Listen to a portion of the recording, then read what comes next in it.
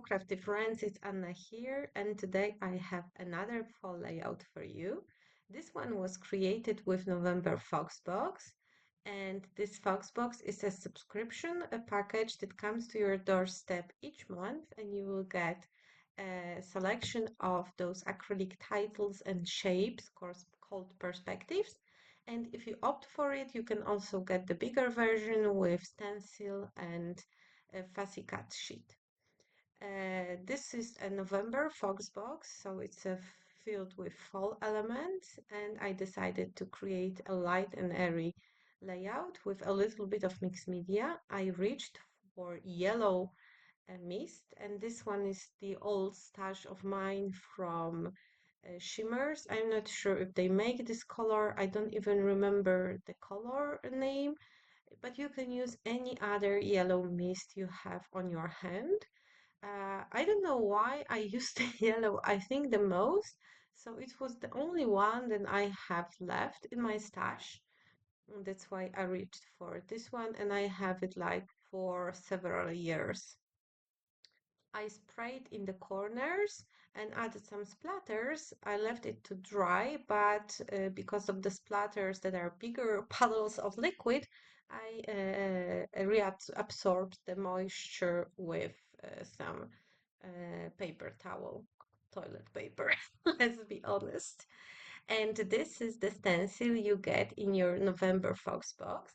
And this has like two sides. One is bricks and one is those, I would like to say harlequin pattern, but I'm not sure if it's the name. But I'm only using the bricks and I am applying gently the bricks pattern using distress oxide ink. No, it's not a distress oxide, it's a distress ink in, I think, tumbled glass color. And I'm just applying it into the corners of the design that I'm planning to make. So I chose this picture and I will build composition around it. So I'm just applying the bricks. And as you can see, when you apply it on the yellow, it changes the color a little bit. So it's not that vivid blue. It became more of a turquoise, maybe greenish color, which is normal when you mix yellow and blue. I then dug out some old papers from crepe paper, and honestly, I'm sure they do not sell them anymore, and I have like bits and pieces left. This is the collection that I'm not sure even how it was named. Maybe it was marigold. I think maybe a marigold. I was the avid purchaser of crepe paper collections back then, but for a few years now I'm not buying any of those because first they seem like it's all the same again than it used to be. Plus, there are not such many new collections, so those are just, stash. And those papers, the navy paper, maybe not the navy, the dark bluish green paper, they are from Child's Team collection, and I think maybe all of them are from this collection. Probably yes. I did a second page later, and maybe those were marigold. This is the, let me check the stickers, magical forest collection. So it is a little bit fall themed, but it was also themed for children. This is how I interpret this collection. And I'm just building paper layers under the picture. And I'm going to use this Everyday Magic title, and it's from the November Fox box. You cannot purchase it separately. If you would like to have elements that are included into the Fox box, you have to subscribe because otherwise you cannot purchase them separately like an extra item. So this is an exclusive club. After I'm happy with how my composition looks like, I'm gluing everything down, and some layers are just paper over paper and some will be upgraded with a little bit of cardboard or maybe a foam tape if you prefer to add dimension this way. I prefer cardboard. because it's cheaper, faster, and so on, and it's quite light color. So I'm just gluing everything together. I'm sorry that my voice doesn't sound like me. I have a little bit of cold, so my nose is stuck. Now it doesn't sound like me. So yeah, but it's still me, as you can figure it out. Um, this is another layer of cardboard, is the second one. So this composition will be 2 layers of cardboard thick, plus, of course, the layers of paper, but they are not such, uh, they do not have such thickness. And gluing down everything. So this composition will be gathered around the picture, but after I will finish decorating everything, well, you will see it, I will decide to spread it a little bit to the right because it seemed empty. I'm ruffling the edges of the paper, and I don't know if you caught it, but I did this kind of torn notebook edge using my favorite edge puncher. This is from 𝐒𝐫𝐫 Success. They are no longer in the market. Um, I'm not sure if they were not purchased, but we are the makers, maybe. I am not sure if you can purchase this puncher. I will try to search for it because it's really the one that I am reaching most often, and I really, really love it.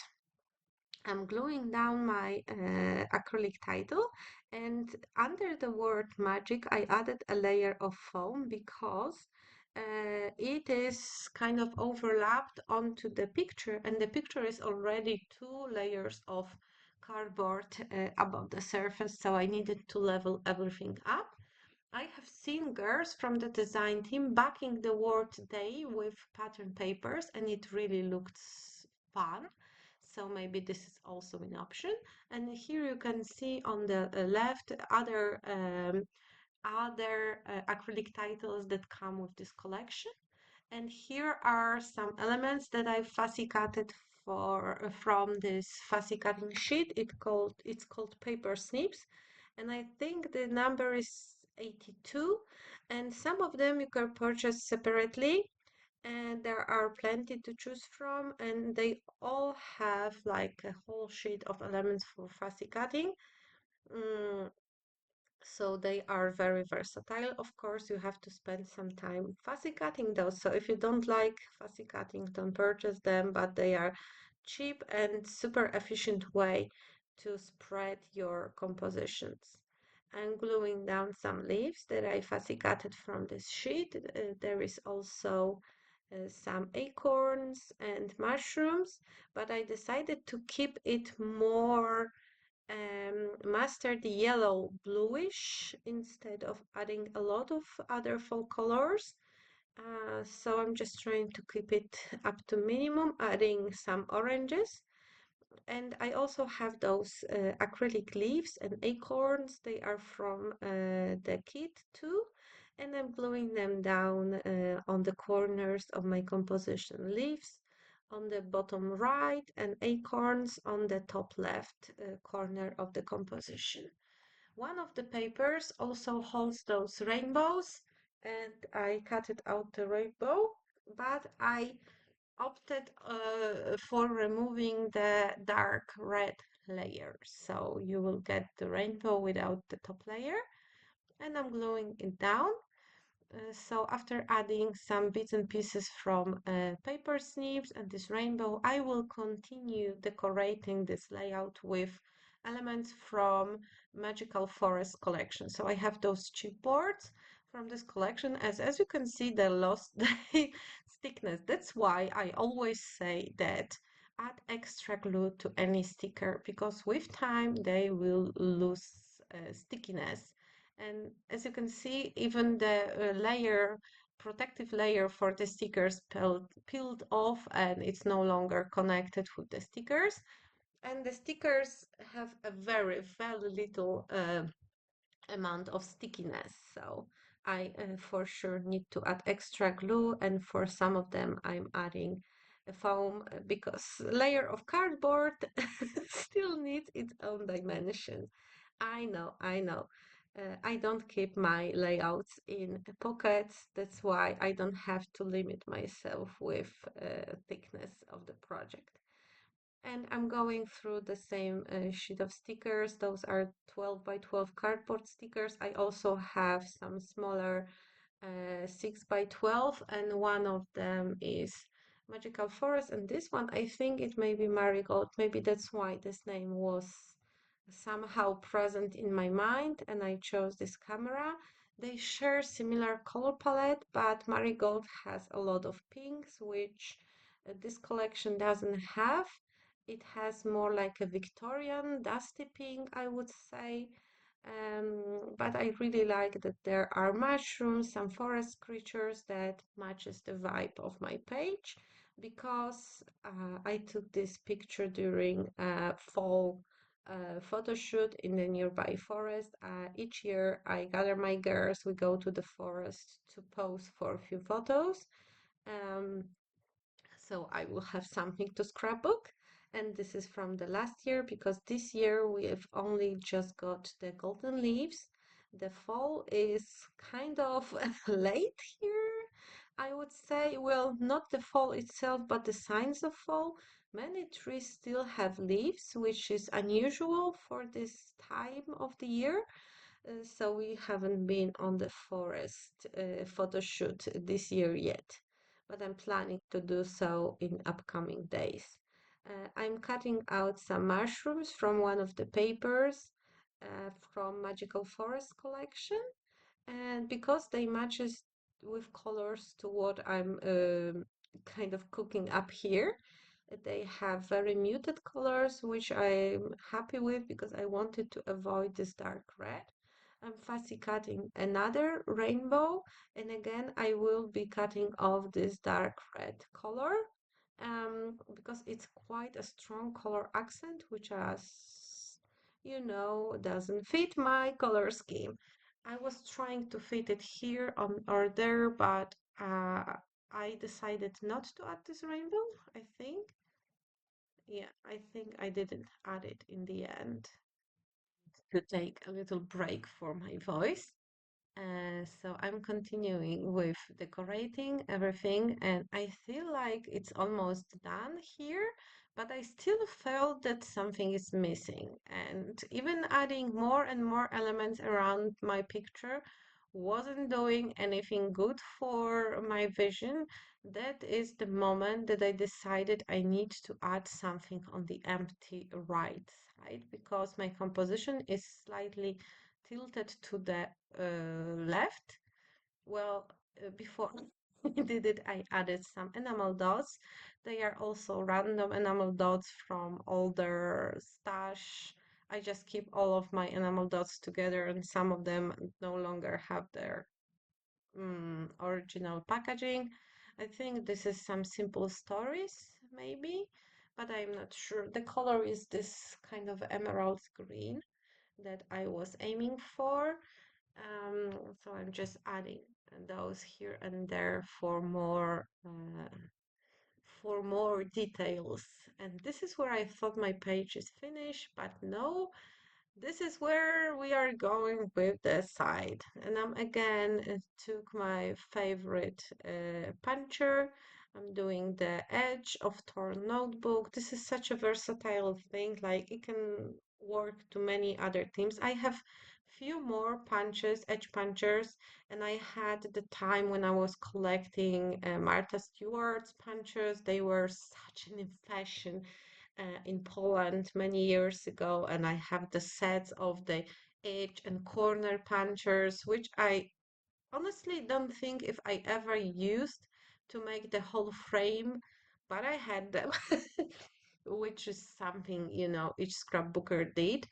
And I had the favorite, well, not me, everyone had the favorite doily lace pattern, which was always breaking up because it was very, very detailed, and the punchers weren't working well with this pattern.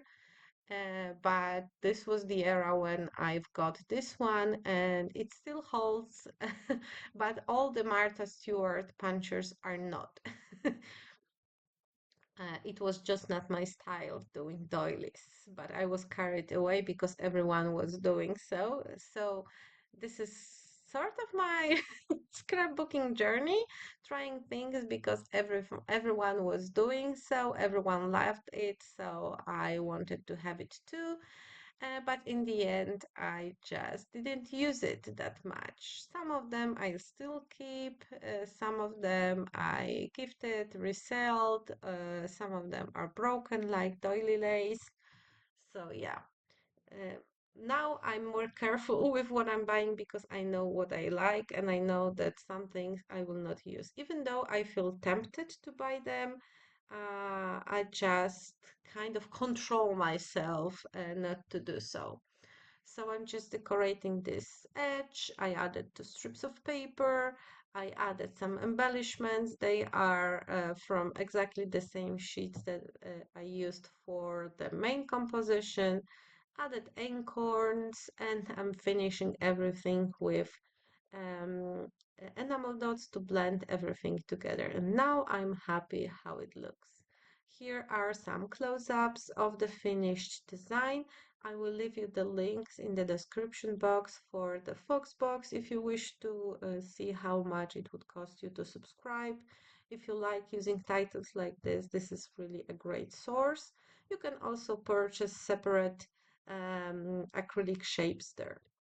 Here are some other videos you may like. Don't forget to subscribe to my channel so you'll never miss any video. If you have any questions, don't hesitate to ask them in the comments. And see you next week. Bye!